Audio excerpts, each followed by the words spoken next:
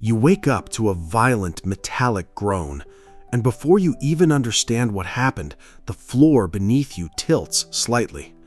You were aboard the Titanic, somewhere in the middle of the Atlantic, and something has gone terribly wrong. At first, nobody panics. You hear footsteps outside, confused voices, and the distant sound of machinery. Then, someone rushes past your door shouting that the ship has struck an iceberg. Suddenly, the word iceberg feels much more frightening than it should. You step into the corridor and immediately notice something strange. Crew members are moving quickly, but they are trying to stay calm. Some passengers are laughing nervously, convinced the Titanic is too large and too famous to be in real danger. You wish you could believe them. Then you feel it. A cold draft creeps through the corridor, and somewhere below you, you hear water rushing where water should never be. The ship has been damaged, and now the ocean is beginning to enter. Your stomach drops. You follow the crowd toward the upper decks, but the staircase is already packed. Women clutch children, men search for relatives, and crew members repeatedly tell everyone to remain calm. You realize something important. Nobody knows how much time you actually have. When you finally reach the deck, the cold hits you like a wall. The night sky is unbelievably clear, the stars are bright, and the Atlantic stretches endlessly around you. Then you look down and see enormous pieces of ice scattered across the dark ocean. A crew member tells you to put on a life jacket. You pull one over your coat, but it feels absurdly thin against the freezing night. Around you, other passengers are doing the same thing while trying to understand why the crew is preparing lifeboats. Then you hear the command you never expected.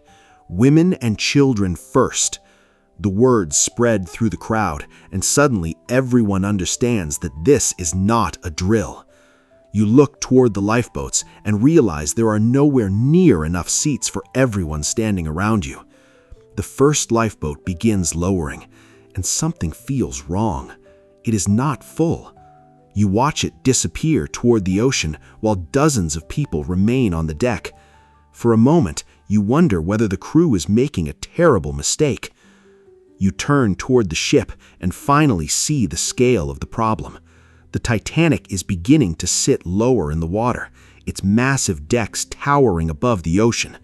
The ship still looks impossibly powerful, but now you can see that it is losing the battle. A sudden tremor runs through the deck. People stumble.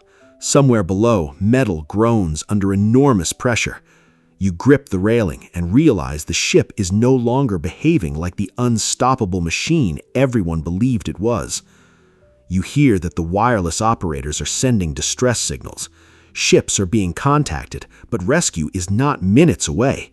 It could take hours, and the Titanic may not have hours left. Another lifeboat is prepared. This time, the crowd presses closer. You hear arguments, crying, and desperate questions. A crew member raises his voice, trying to keep order, while the ocean below grows darker and closer. You help an elderly passenger steady themselves as the deck tilts again. For the first time, survival stops feeling like something that will happen to you automatically. You realize you may have to make decisions that could determine whether someone else lives. A lifeboat begins lowering nearby, and you hear a child crying for their father. You look around and see the father trapped behind a crowd. Without thinking, you push through the passengers and help clear a path toward the child. The reunion lasts only seconds before the crew orders everyone back. Another lifeboat is being prepared. You look over the railing and see the sea much closer than before. The Titanic is sinking, and now you can actually feel it. The deck becomes louder. More people understand the danger, and panic starts spreading faster than the crew can control it. You hear glass breaking somewhere inside, footsteps pounding overhead, and frightened voices calling names. You were told there was another lifeboat farther forward. You run toward it, but the path is becoming difficult. The ship's angle has increased, and every step now requires effort. The luxury beneath your feet is turning into a trap.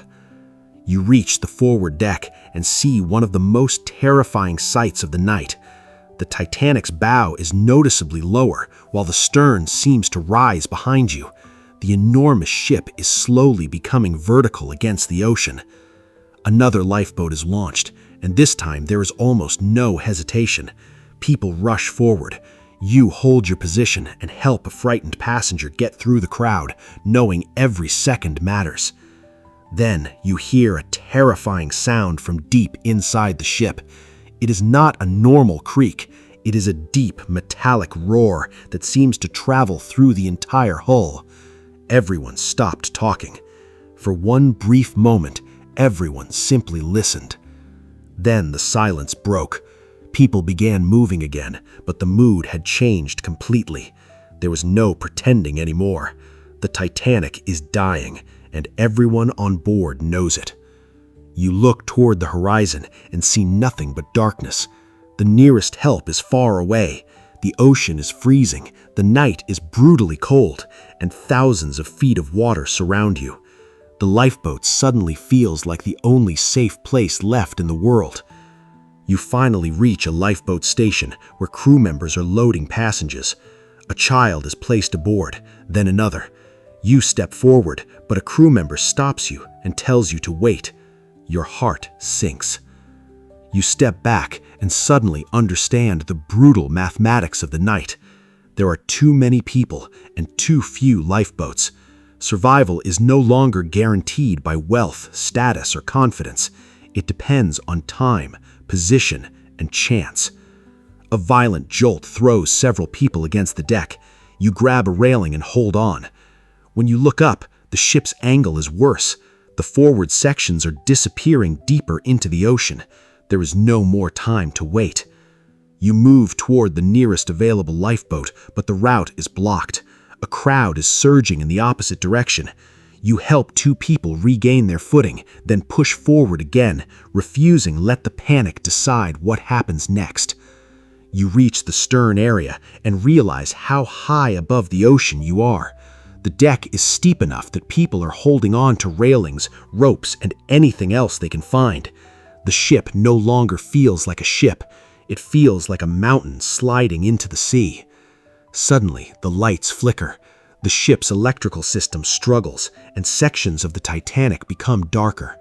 Without the bright interior lights, the ocean around you becomes an enormous black void. You hear people praying, calling family members and saying goodbye. Others are still trying desperately to find a lifeboat. You realize that everyone is reacting differently to the same terrifying truth. The ship may not survive the night. Then the stern rises higher, much higher. You have to crouch and grab the railing with both hands. Below you, the ocean is no longer distant. It is rushing toward you. You make one final decision. Instead of freezing, you help the person next to you secure their life jacket and move toward a safer position. Fear is still there, but now something stronger takes over, the instinct to keep moving. The Titanic suddenly shudders again. A massive structural break tears through the ship, and the noise is overwhelming. People lose their grip as the deck changes beneath them. You hold on as long as you can.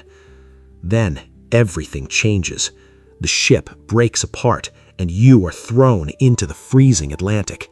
The cold is so violent that your entire body reacts instantly. You fight to stay above the surface while debris surrounds you. Your life jacket keeps you afloat, but the cold is relentless. You hear distant cries around you, yet the darkness makes it impossible to see where anyone is.